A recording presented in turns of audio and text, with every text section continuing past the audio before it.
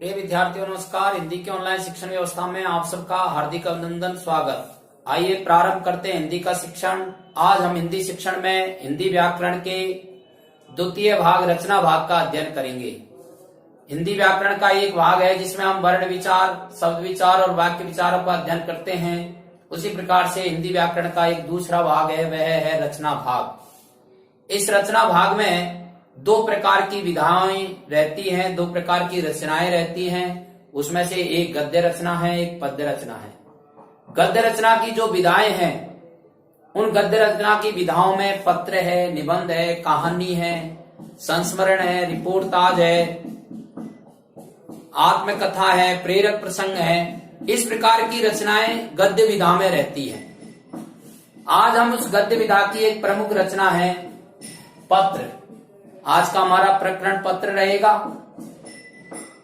किसी भी विषय वस्तु को समझते हैं तो सबसे पहले हम उसके अर्थ और परिभाषा की चर्चा करते हैं, उसकी उपयोगिता की चर्चा करते हैं। तो उसी दृष्टि से यदि हम ये देखें कि पत्र क्या है, तो पत्र एक साधन है। साधन किसका है? तो साधन है संदेशों के संप्रेषण का। हमको अपना कोई संदेश संक्षेप में किसी दूसरे व्यक्ति के पास भेजना है, तो उस दृष्टि से हम गद्य की एक रचना है पत्र, उसका उपयोग करते हैं। तो एक पंक्ति में यदि इस पत्र की हमें परिभाषा लिखनी है तो हम ये कह सकते हैं कि पत्र संदेश संप्रेषण का एक प्रभावी साधन है। अब कार्य और व्यवहार की दृष्टि से इन पत्रों का वर्गीकरण किया जाता है।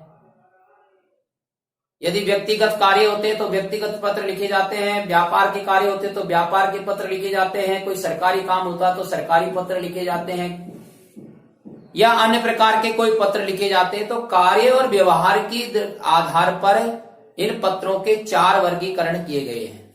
उसमें से एक पत्र का वर्गीकरण है व्यक्तिगत या पारिवारिक पत्र, और एक वर्गीकरण है कार्यालय या राजकीय पत्र, और एक वर्गीकरण है व्यापारिक पत्र, और अंतिम है अन्य पत्र। अब ये जो व्यक्तिगत या पारिवारिक पत्र हैं, ये भी 4 प्रकार से लिखे जाते हैं। एक बधाई पत्र होता है, एक शुभकामना पत्र होता है, एक आमंत्रण पत्र होता है, एक संवेदना पत्र होता है। ये व्यक्तिगत कार्यों के लिए और हम पत्र लिखते हैं, अपना संदेश लिखते हैं। दूसरा प्रकार है कार्यालय या राजकीय पत्र। किसी कार्यालय में कोई कामकाज है या कोई सरकारी कामकाज है तो उसके लिए हम पत्र लिखते हैं। सामान्यतः इसमें या तो शिकायती पत्र रहते हैं, कोई काम नहीं हुआ है तो उसकी शिकायत करते हैं, कार्यालय का ध्यान उधर इंगित करते हैं, या कोई सरकारी कामकाज के लिए पत्र लिखते हैं। इसी प्रकार से व्यापार से संबंधित जो पत्र लिखे जाते हैं वो कहलाते हैं व्यापारिक पत्र। और अन्य प्रकार के पत्र हैं, जैसे कोई प्रार्थना पत्र है तो उसको हम अन्य प्रकार के पत्रों में रखते हैं। इस प्रकार से पत्रों का 4 प्रकार से वर्गीकरण किया गया है। आज का हमारा जो प्रकरण है वह है बधाई पत्र। अब पत्र को लिखने के लिए हमारे पास में विषय वस्तु होती है, और परीक्षाओं में जो पत्र पूछा जाता है उसका प्रश्न दिया जाता है हमको, और वो जो प्रश्न होता है वो काल्पनिक होता है। मान लीजिए आपको एक प्रश्न दिया गया है कि आपका नाम सुदेश है और आपका मित्र दिनेश है, आप जयपुर में रहते हैं, आपका मित्र अजमेर में रहता है, उसने अभी कक्षा 8 में और प्रथम स्थान प्राप्त किया है। अब आप उसको शुभकामना पत्र लिखेंगे, बधाई पत्र लिखेंगे, तो आप उसको एक बधाई पत्र लिखिए। इस प्रकार है कि आपको प्रश्न दे करके और पत्र आपसे लिखवाया जाता है। तो इस प्रश्न को समझ करके और इस प्रश्न के अनुसार ही हमको अपना पत्र लिखना है। प्रश्न में आपको सुदेश बताया गया है, आप जयपुर के निवासी हैं, आपका मित्र दिनेश है, वह अजमेर का निवासी है, तो उसके अनुसार ही हमको पत्र लिखना है। और पत्र के प्रमुख कुछ भाग हैं। सबसे पहले पत्र लिखते हैं तो पत्र लिखने वाला अपना पता दर्शाता है। उसके बाद संबोधन, पत्र किसको लिख रहे हैं।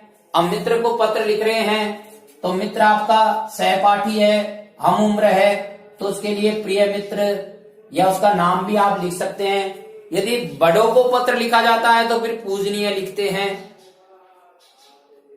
फिर पत्र की विषय वस्तु, पत्र क्यों लिख रहे हैं, पत्र लिखने का विषय क्या है, और फिर उस पत्र की हमारी अपेक्षा क्या है, और फिर अंत में पत्र लिखने वाला अपनी आकांक्षा लिखता है। यदि हम बड़े हैं तो शुभाकांक्षी लिख देते हैं, और नहीं तो स्नेह आकांक्षी लिख देते हैं। तो इस प्रकार के पत्र के ये कुछ प्रमुख भाग हैं: पता लिखना, संबोधन लिखना, और पत्र की विषय वस्तु लिखना। और विषय वस्तु को सामान्यतः 2 पैराग्राफ में लिखते हैं। तो विषय वस्तु को लिखना, फिर अपनी अपेक्षा लिखना, और फिर अंत में लिखने वाले का अपना संबंध लिखना। इस प्रकार से पत्र के ये 4 भाग करके हम पत्र को लिखते हैं। तो प्रारंभ करते हैं प्रश्न के अनुसार ही। प्रश्न दिया गया है कि आपका नाम सुदेश है, आपका मित्र दिनेश है, आप जयपुर में रहते हैं, दिनेश अजमेर में रहता है, उसने कक्षा 8 में अभी प्रथम श्रेणी से कक्षा 8 को उत्तीर्ण किया है, तो आप उसे बधाई पत्र लिखिए। अब इस पत्र को लिखने के लिए सबसे पहले हमें अपना पता लिखना है। तो आप जयपुर निवासी है तो अपना पता लिख दीजिए आप। 38 आदर्श नगर,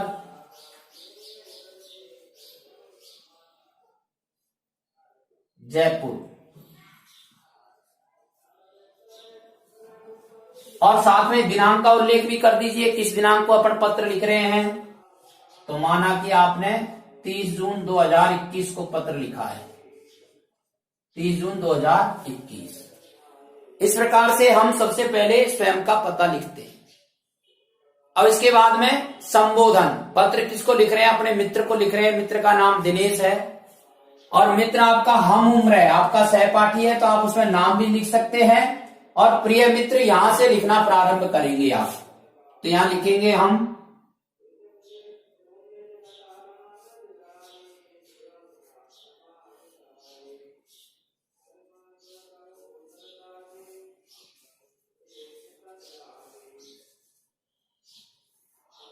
प्रिय मित्र दिनेश,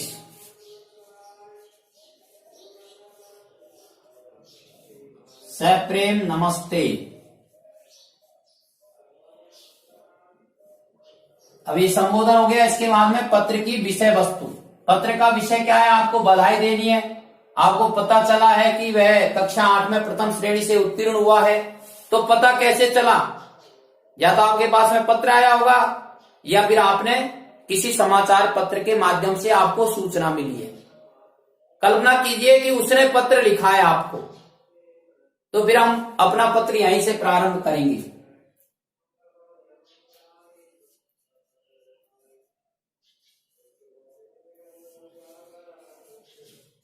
आपका कुशल पत्र प्राप्त हुआ।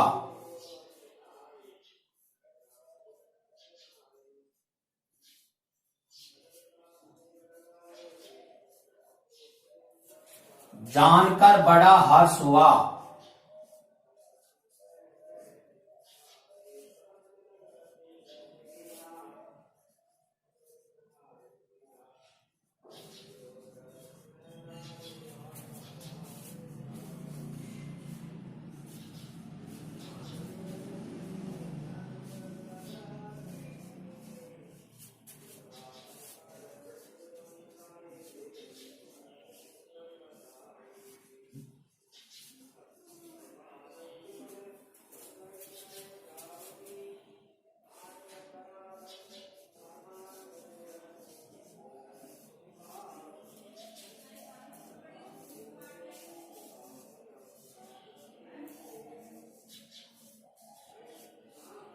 आपका कुशल पत्र प्राप्त हुआ, जानकर बड़ा हर्ष हुआ कि कक्षा 8 में आपने प्रथम स्थान प्राप्त किया है।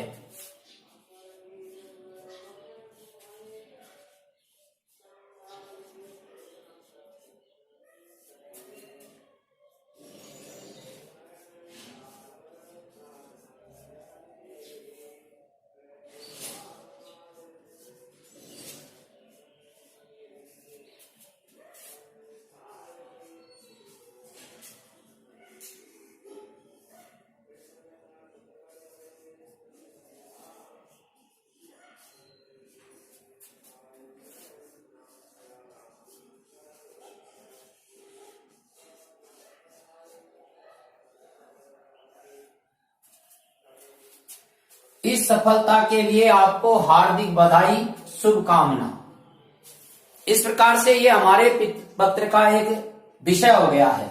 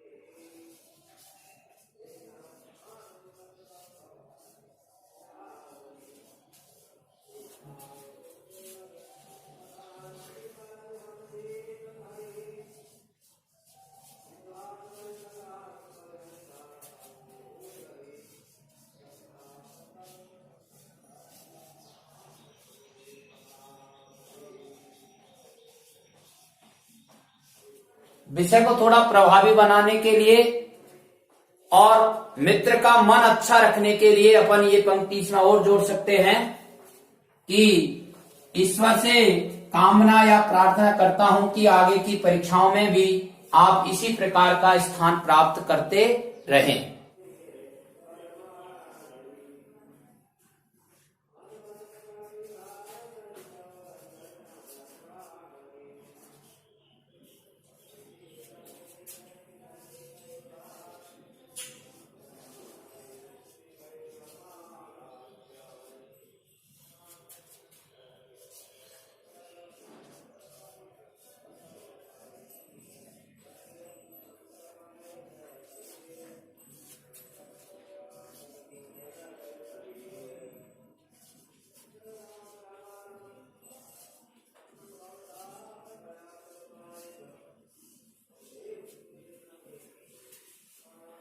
आप अपना स्वाध्याय मन लगाकर करते रहें।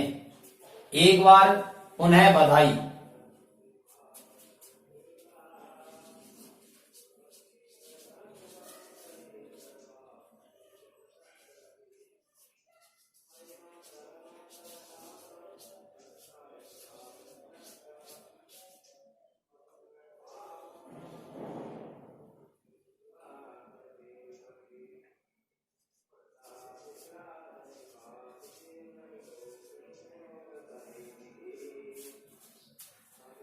आपका शुभाकांक्षी सुदेश।